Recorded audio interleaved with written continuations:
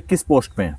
अभी मैं ड्राइवर की पोस्ट पे हूँ। कहाँ है आपकी ज्वाइनिंग अभी? मैं आसाम शिवसागर 149 रैंक थी? थर्ड रैंक थी मेरी। आपकी थर्ड थी, आपकी सेकंड रैंक थी। तो मैं आपको ये भी बताना चाहता हूँ, सेकंड रैंक थी, इनकी थर्ड रैंक थी। ये आरडब्ल्यूएस से थे। टोटल पोस्टिंग कितनी थी? टोटल 106 116 पोस्टें थी। 106 और जय हिंद दोस्तों, आज हम आए हुए हैं चूरू और बाकी एड्रेस वगैरह योगेश भाई बताएंगे। और दोनों भाइयों को आप देख सकते हैं, ये दोनों जब हमारे पास शुरुआत में एकेडमी में आए थे, दोनों साथ में आए थे। और ये आप देख सकते हो, ये गांव से बिलोंग करते हैं और गांव में ही रहते हैं। उसके बावजूद इनकी सोच समझ इतनी अच्छी थी कि वो मतलब अच्छी जगह कैसे पहुंचा जाए। इनसे हमने भी पूछा था कि आपने ऐसे कैसे मतलब पता लगाया कि हमें यहाँ पहुंचना चाहिए। तो उन्हें काफ़ी चीज़ें बताई थी कि हम ये चीज़ चेक करते हैं, ये चीज़ चेक करते हैं। मतलब अच्छा कॉमन सेंस था इनका। तो मतलब सीखकर या किसी शहर में जाके, गांव में रहने वाला व्यक्ति शहर में जाके अच्छे संस्थान को चूज कर लेता है, वो सबसे बड़ी बात होती है। और दोनों भाई साथ में आए थे और साथ में आके साथ में तैयारी की और साथ में ही इनको ज्वाइनिंग लेटर मिला सीआरपीएफ ड्राइवर में।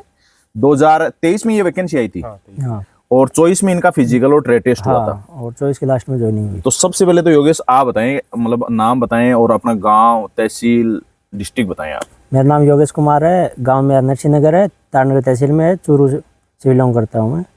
ओके, तो सबसे पहले तो मुझे बताओ, जैसे आप गांव में रहते हो, उसके बावजूद आपने सीआरपीएफ में, अभी भी उम्र आपकी ऐसी लग नहीं रही है कि आप ड्राइवर बन गए? अभी छोटी उम्र लग रही है आपकी। नहीं, पहले भर्ती थी मैं ड्राइवर की। 21 साल एज हुई थी उस टाइम। अभी कितनी हो गई एज? अभी 24 साल हुई है। 24 साल का और 21 साल की एज हुई थी और वैकेंसी आई। हाँ, उसी टाइम वैकेंसी आई थी। तो कौन सी वैकेंसी थी और किस में सेलेक्ट हैं अभी आप? मैं 2023 में आई थी, ड्राइवर की वैकेंसी आई थी सीआरपीएफ में। तो उसी टाइम मेरी एज हुई थी, तो मैंने ड्राइवर के लिए लाइसेंस अप्लाई किया और उसके बाद मैंने इसमें फॉर्म अप्लाई कर दिया। तो अभी आप किस पोस्ट पे हैं? अभी मैं ड्राइवर की पोस्ट पे हूँ। कहाँ है आपकी ज्वाइनिंग अभी? मैं आसाम शिवसागर 149 सीआरपीएफ। ओके, तो जयवीर आप भी एक बार इंट्रोडक्शन देंगे अपना? सर, मेरा नाम जयवीर है। मेरा डिस्ट्रिक्ट चूरू है, तहसील राजगढ़ है, गांव रतनपुरा है। और मैंने यूट्यूब, इंस्टाग्राम से देख के सर के पास गए थे। हम दोनों साथ में ही गए थे और साथ में एकेडमी में ट्रेनिंग की थी। उसके बाद ज्वाइनिंग लेटर भी साथ लेके आए थे। और नीमच में दोनों ने साथ में, वही अल्फा कंपनी में दोनों ने साथ में ट्रेनिंग की। उसके बाद अलग अलग चले गए। मैं चला गया त्रिपुरा, ये चला गया आसाम। तो जैसे आप शुरुआत में पेपर का आपका क्या स्ट्रेटेजी रहा था, किस तरीके से आप तैयारी करते थे? उसके बाद में जैसे आपका पेपर पास हो गया, पेपर में आपने क्वालिफाई कर लिया, उसके बाद में आप आरडब्ल्यूएस में कैसे पहुंच पाए? आरडब्ल्यूएस में सर मैं इंस्टाग्राम और यूट्यूब चैनल से देख के, और उसमें यार फिर आपके पास कॉल किया। आपने बोला एक बार आके देखो, पता चल जाएगा। और सबसे बड़ी भूमिका तो वो संजय सेवा वाला था, वो पहले चला गया था। उसके पास गए, वो बोला मैं भी तेरे नज़दीक का हूँ। उसने बताया तू देख ले 2 दिन। देखने नहीं, उसके विश्वास करके मैं चला गया। उसके बाद जो सर ने बताया सेम टू सेम वो ही मिला। और तो जैसे आप वहां पे गए, एक महीने रहे थे? हाँ, 1 महीने रहे थे, फिर 15 दिन बाद में रहे थे। तो मतलब 1.5 महीने के समथिंग आप रहे।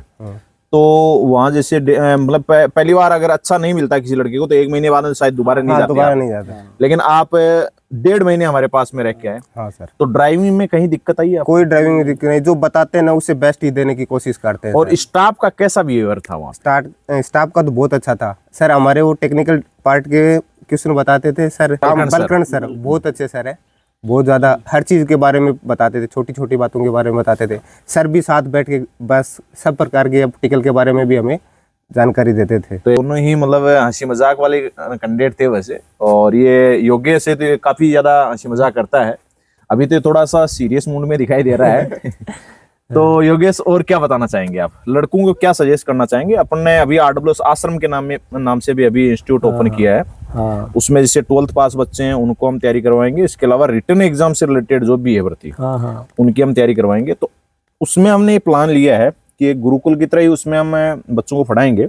उसमें मोबाइल शाम को केवल 3 से 8 बजे तक बच्चे के पास रहेगा, बाकी मोबाइल जमा रहेगा। तो अब अपने स्वयं के विवेक से बताना, मैं आपको कुछ बातें बता रहा हूँ, उसके आधार पर बताना आप। उसमें हम ऐसे ले रहे हैं कि जैसे कोई भी कैंडिडेट होगा, उसकी 1 घंटे की मैथ की होगी, 1 रीजनिंग की होगी, 1 जैसे हिंदी की होगी, 1 घंटे जीके की होगी, 1 घंटे करंट अफेयर्स की होगी। इस तरीके से क्लासेस चलेगी। 1 घंटे थ्योरी की क्लास होगी। तो ये 6 क्लासेस चली।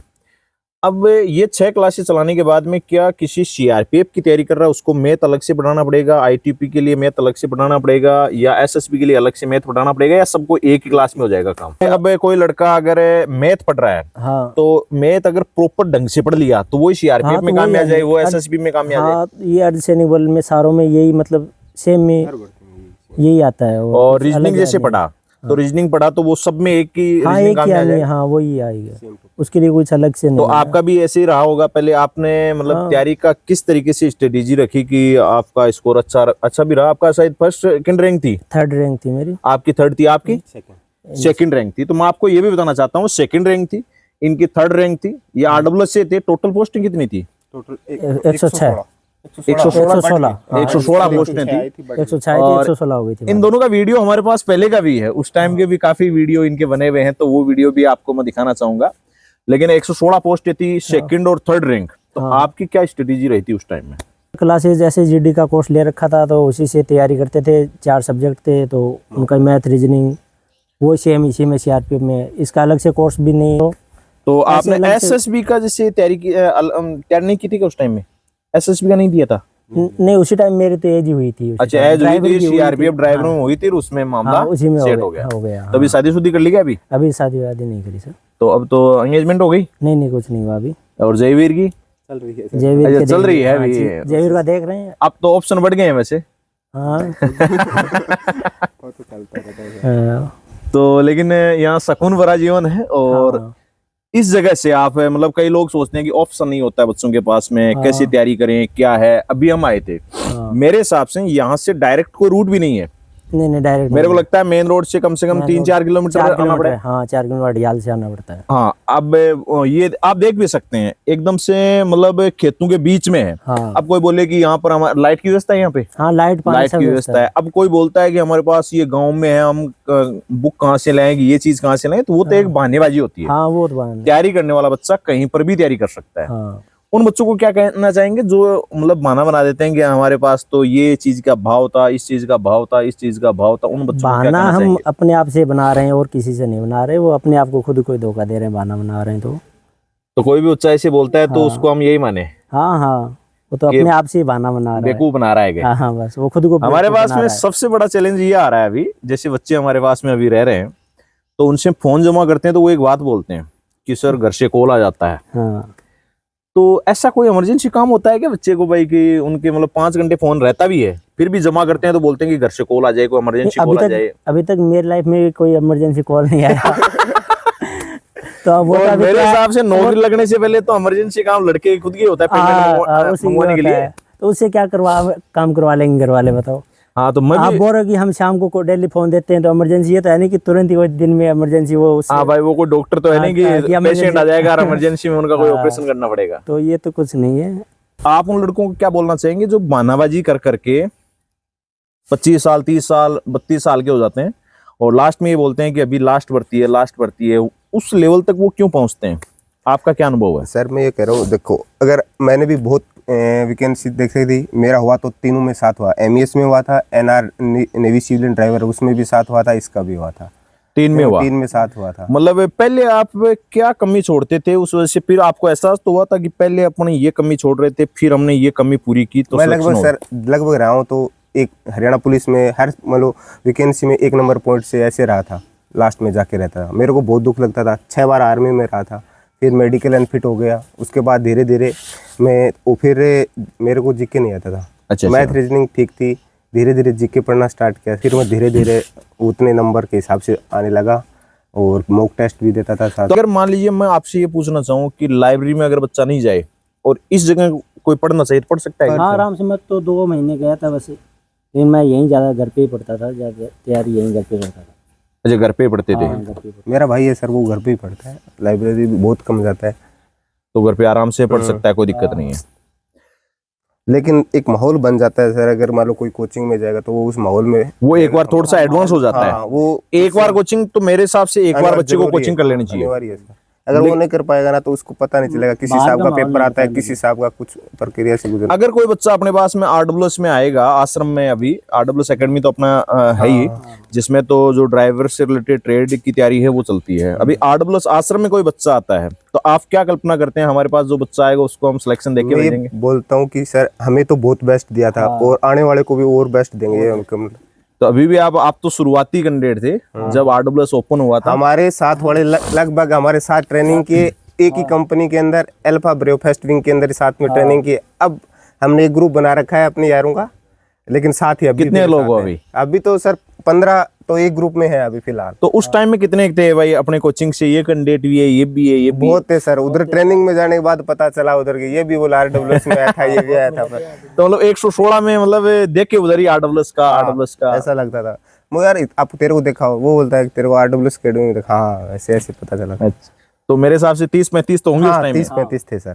तो 116 कैंडिडेट में से 30-35 कैंडिडेट एक अगर इंस्टीट्यूट से निकल रहे हैं तो इसका मतलब बड़ी बात हम नहीं बोलेंगे, वो तो जो दर्शक देख रहे हैं वो ही बताएंगे। बाकी यहाँ गांव में आए, आज मजा आया यहाँ पे, और बिल्कुल आप यहाँ का माहौल देख सकते हैं, शांत, इतना शानदार माहौल है।